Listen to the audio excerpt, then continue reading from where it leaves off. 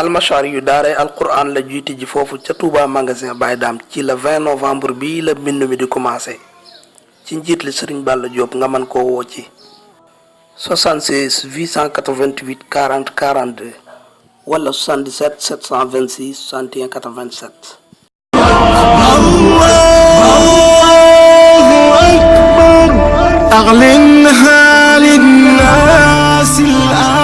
kenn ci ulamaa yi mas naa taalif ab téere muy ab tafsir ba mu ko taalifee ba abam àgg mu am kum dégg ñu ne borom alal la mu ne na dem kooka jàppale ko ngir mu muul téere bi mu jël gaal jëm ca kooka fa mu nekk jëm foofa ci gaal gi yàlla dogal mu am kum dajal ci gaal gi kooka di ko xool ba yàgg mu xàmmee ko ne ko yow mii doo diw sànga mu ne ko ah kay mu ne ko yow de maa ngi la doon déggal ñu naan da nga am téere bu mag boo def ci alxuraan muy tafsir mu ne ko waaw loolu de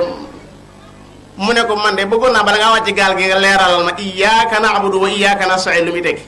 mu ne borom gaal gi taxal mu taxal mu wàcc delluwaat ci kër gi dem nañ ba jëmmi jamono borom alal jooje moo dem ba fekk ko fi mu nekk ne ko damaa dégg ñu ne dangaa defar téere sànga mu ne ko waaw mu ne ko dama caa bëggoon a jàpp.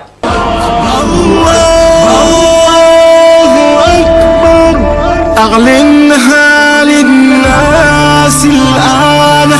وانصر مظلوما قد هان